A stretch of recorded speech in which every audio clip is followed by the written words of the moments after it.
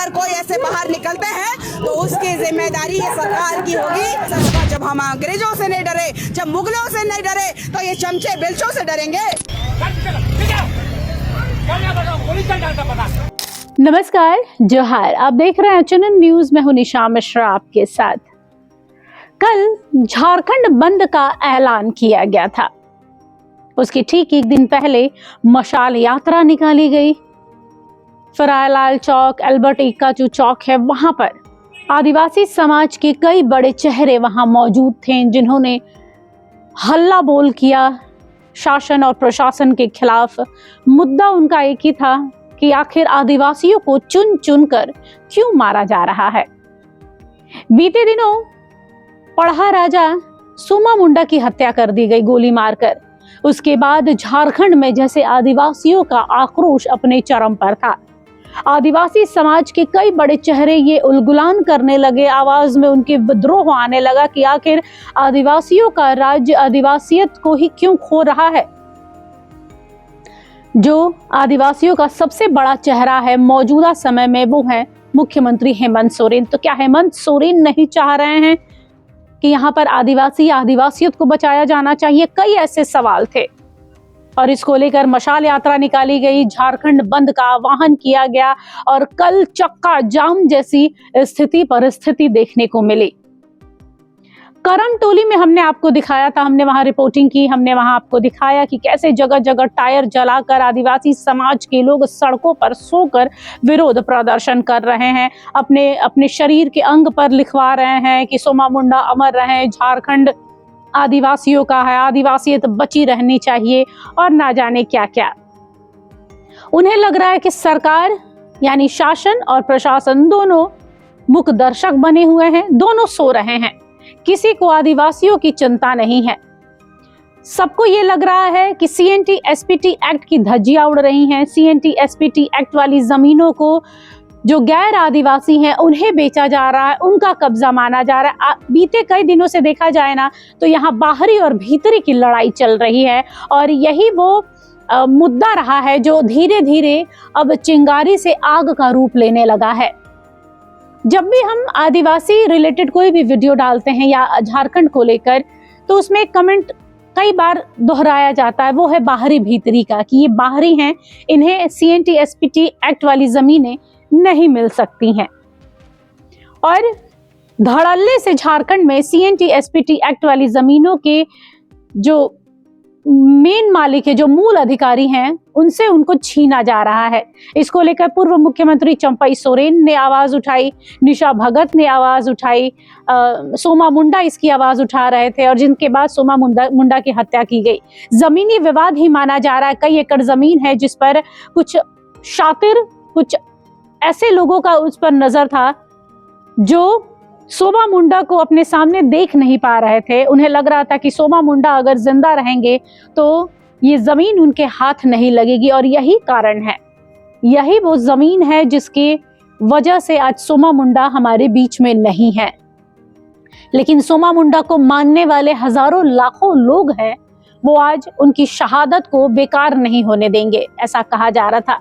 लगातार सोमा मुंडा अमर रहे के नारे लग रहे थे। कल आदिवासी नेता यहाँ पर चीख चीख कर कह रहे थे कि जब तक असली कल्पिट जो है, जो असली गुनहगार है, जो साजिश करता है, जो हत्यारा है, वो जब तक सामने नहीं आ जाता है, तब तक ये आंदोलन शांत नहीं होगा। आज भले एक दिन के लिए झारखंड बंद का ऐलान किया गया है, लेकिन आने वाले समय में अगर निष्कर्ष नहीं निकलता है तो ये विरोध, ये उलगुलान लंबा चलेगा और इससे भी आक्रामक होगा, उग्र होगा, जो सरकार इसे ले नहीं पाएगी।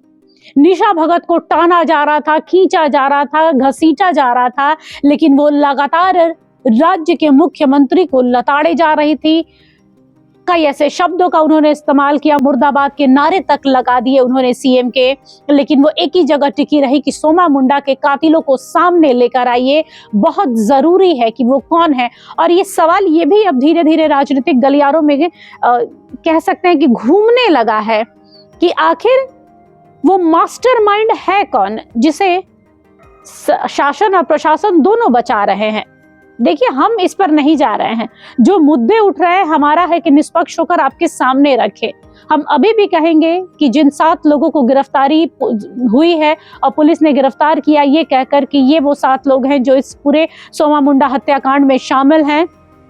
हम मान रहे हैं कि पुलिस ने जो किया है सही किया है और सही आरोपियों को पकड़ कर लेकर आए हैं, लेकिन फिर सवाल क्यों खड़ा हो रहा है?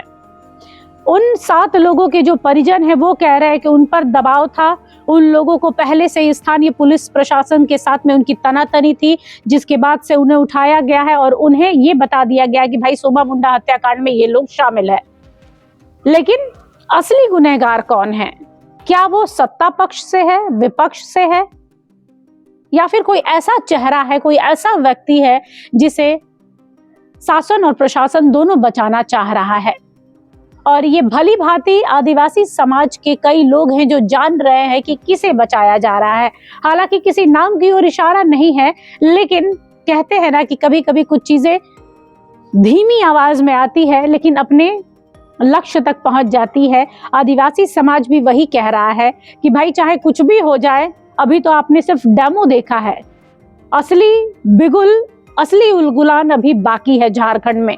अगर सोमा मुंडा के हत्यारों को सामने नहीं लाया जाएगा, सोमा मुंडा के ऊपर गोली चलाने वाला व्यक्ति सामने नहीं आएगा, वो बंदूक वो हथियार सामने नहीं आएंगे, वो खोखा सामने नहीं आएगा, तब तक हम नहीं मानेंगे कि ये 7 लोग वही हैं जिन्हें आरोपित बनाकर सामने खड़ा किया गया, अभियुक्त बनाकर सामने पुलिस ने खड़ा किया है।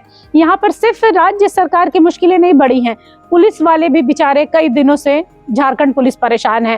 पहले अंशिका की अगवा वाली खबर, उसके बाद वो परेशान रहे किडनैपिंग को लेकर, उसके बाद सोमा मुंडा हत्याकांड हो गया, उसके बाद तारापौध महतो जो जेल गेम के नेता थे उनकी हत्या कर दी गई, उसके बाद जमशेदपुर में एक बड़े व्यापारी के बेटे का अपहरण हुआ जिसका अभी तक कोई अता पता नहीं है। तो एक के बाद एक राज्य में कई क्राइम हो रहे हैं और झारखंड पुलिस कहीं ना कहीं पीछे रह जा रही है, जिसके बाद उन पर सवाल उठने लग रहे हैं। ये आने वाला वक्त ही बताएगा कि कल जो झारखंड बंद का आह्वान हुआ था वो कितना सफल हुआ है और कितना असफल हुआ है, क्योंकि उलगुलान तो जोरदार था, शुरुआत धीमी रही है, लेकिन जब जैसे जैसे शाम करीब आती गई वैसे वैसे उलगुलान और विद्रोही रूप लेता गया। निशा भगत को हमने देखा, निशा भगत को एक महिला होकर अपने आदिवासी और आदिवासियत की जो वो लड़ाई लड़ती हैं वो काबिल तारीफ है, क्योंकि एक महिला होकर आदमी कहता है कि भाई महिलाएं थोड़ी छुई मुई सी होती हैं और कैसे लड़ लेंगी, लेकिन मानना पड़ेगा उन्हें कि हाँ वो जब उतरती हैं मैदान में, एक और जहाँ जयराम होते हैं, हेमंत सोरेन होते हैं, हेमंत सोरेन हालांकि ज्यादा बोलते नहीं हैं लेकिन जब कुछ एक्शन लेते हैं तो भरपूर एकदम सोच समझ के लेते हैं और एकदम दमदार लेते हैं। वैसे ही अगर नेत्रियों में बात किया जाए तो निशा भगत काफी आक्रामक थी, मुखर थी, विरोधी थी और खुलकर बोल रही थी कि भाई सोमा मुंडा के हत्यारे को सामने लेकर आइए, चाहे वो चीफ मिनिस्टर हो चाहे प्रशासन हो, आपको लाना ही होगा, नहीं लाएंगे तो अगली बार इससे भी बड़ा आंदोलन करके दिखाएंगे। अब देखना यह है कि शासन प्रशासन पर कल के झारखंड बंद का क्या असर पड़ता है। सरकार आदिवासी बेटा के नाम पे कलंक है। ये आदिवासी सरकार के होते हुए लगातार आदिवासियों की हत्याएं हो रही हैं। ये दुर्भाग्य का विषय है। से नहीं डरे, जब मुगलों से नहीं डरे तो ये चमचे बिल्चों से डरेंगे, ये 2 कौड़ी के हथियार बंद लोगों से डरेंगे। जान चली जाए, 1 जाएगी, 2 जाएगी, 3 जाएगी, लेकिन हम अपनी आत्मा की सुरक्षा अपने आदिवासियों के माध्यम से करेंगे। पिंटू जी का नाम कैसे आ रहा है? हेमंत जी के जो सबसे चहीते हैं उनका नाम कैसे आ रहा है कि उनकी संलिप्तता कैसे दिखाई दे रही है? कभी पंकज मिश्रा का संलिप्तता दिखता है हमारे सूर्य नारायण हांसदा भाई की हत्या में, तो आप देख लीजिए नाम आ रहा है पिंटू जी का। तो ये सीबीआई जांच होना चाहिए, हमें ये सीआईडी जांच नहीं चाहिए। ये चोर सरकार, ये भ्रष्ट सरकार, या तो कहा जाए कि आदिवासियों की हत्यारी सरकार का हमें रिपोर्ट नहीं चाहिए, सीबीआई जांच होनी चाहिए। इस देश का मूल मालिक की हत्या हुई है, स्वशासन को चलाने वाले की हत्या हुई है। फिलहाल के लिए इस खबर पर बस इतना ही। देखते रहिए HNN न्यूज। नमस्कार, जोहार। अगर आपको हमारा ये वीडियो अच्छा लगा तो इसे लाइक करें, शेयर करें और हाँ, सब्सक्राइब करना ना भूलें।